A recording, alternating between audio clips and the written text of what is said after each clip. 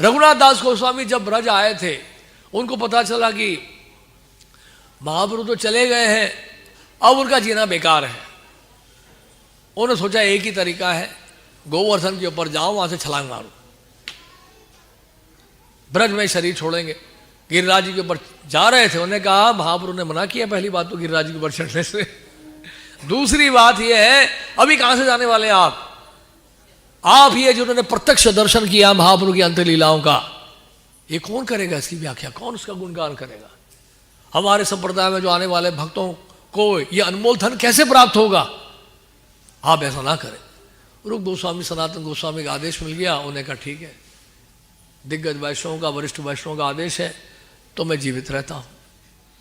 रघुनाथ दास गोस्वामी इस तरह से, रघुनाथ दास गोस्वामी विलाप कुसुमंजलि में लिख रहे हैं, माई लाइफ इज वर्थलेस, मेरा जीवन बेकार है।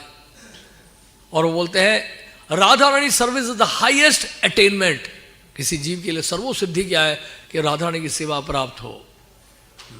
फिर क्या बोल रहे हैं, I will give it up without receiving your mercy, मैं ये प्राण त्याग दूंगा, ये बेकार है मेरा जीवन, आपकी कृपा नहीं मिलेगी तो मैं जीवन त्याग दूंगा। राधा कुंड में रहकर ये वृंदावन में रहना बेकार है। राधा रानी अगर आप ना हो मेरे लिए तो कृष्ण भी बेकार है।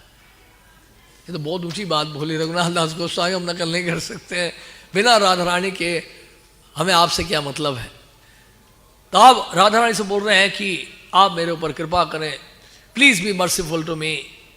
और इस तरह से रोते रोते रोते आपके चरणों को मैं अपने हृदय में धारण करता हूं और आपसे प्रेम में सेवा की भीख मांगता हूं। तो ये जो विलाप कुसुमंजलि जो मैं ग्रंथ लिख रहा हूं, ये ग्रंथ आपको सर्वोच्च आनंद प्रदान करे, ऐसी मैं आशा करता हूं। तो जो मंजरियां होती हैं, गोपियां होती हैं, उसमें देखिए दो प्रकार की होती हैं। एक होती है सम स्नेहा गोपियां और एक होती है असम स्नेहा गोपियां। थोड़ा सा मैं बता रहा हूं उसके बारे में। तो सम स्नेहा का मतलब है जिनका समभाव रहता है राधा रानी के लिए भी और कृष्ण के लिए। और असम स्नेहा गोपियां वो होती हैं, एक होती है कृष्ण स्नेहादिक और एक होती है राधा स्नेहादिक। जिनका अधिक झुकाव कृष्ण के लिए होता है उसको कृष्ण स्नेहादिक कहते हैं, और जिनका झुकाव राधा रानी के लिए होता है उनको राधा स्नेहादिक कहते हैं। और उन्हीं में मंजरियां आती हैं, और उसी में है ये रघुनाथ दास गोस्वामी, राधा स्नेहादिक। तो मंजरी का मतलब क्या है? जैसा राधा रानी सोचती हैं, जैसा राधा रानी हाव भाव प्रकट करती हैं, राधा रानी अगर रोती है तो मंजरियां रोना शुरू कर देंगी। ये हम पढ़ते हैं ना रोज, गुरु मुखा पद्मा वाक्या चित्ते ते कोरिया है किया, ये है मंजरियों का भाव। राधा रानी दूर भी है कहीं, मान लीजिए मंजरियां कहीं दूर है, राधा रानी दूर है, अगर कहीं दूरी पर भी बहुत दूर होने पर भी अगर राधा रानी कहीं हंस रही है तो मंजरियां तुरंत हंस देगा। राधा रानी रो रही है तो मंजरियां भी रो देंगी। राधा रानी ऐसा भाव प्रकट कर रही है प्राण त्यागने का तो मंजरियां भी प्राण त्यागने का भाव प्रकट करेंगे। डिट्टो, बिल्कुल भाव उल्लासिता कहते हैं रूप गोस्वामी इसको। डिट्टो, वो सारा का सारा भाव का लक्षण प्रकट हो जाता है मंजरियों में। और राधा रानी अगर कृष्ण का नाम ले रही है तो मंजरियां में कृष्ण का नाम लेती हैं। राधा रानी कृष्ण का नाम निरंतर लेती रहती है तो मंजरियां भी कृष्ण का नाम निरंतर लेती रहती है।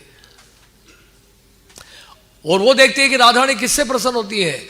राधा रानी प्रसन्न होती है जब उनके कानों में कोई कृष्ण का नाम लेता है तो मंजरियां बार बार कृष्ण का नाम लेती हैं, राधा रानी को खुश करने के लिए, प्रसन्न करने के लिए। इसलिए हमारी संस्था का नाम क्या है? अंतरराष्ट्रीय श्री कृष्ण भावनामृत संघ। जो टॉप मोस्ट कॉन्शियसनेस है, सर्वोच्च भावना किसकी है? राधा रानी की भावना है। राधा रानी कैसे प्रसन्न होंगी?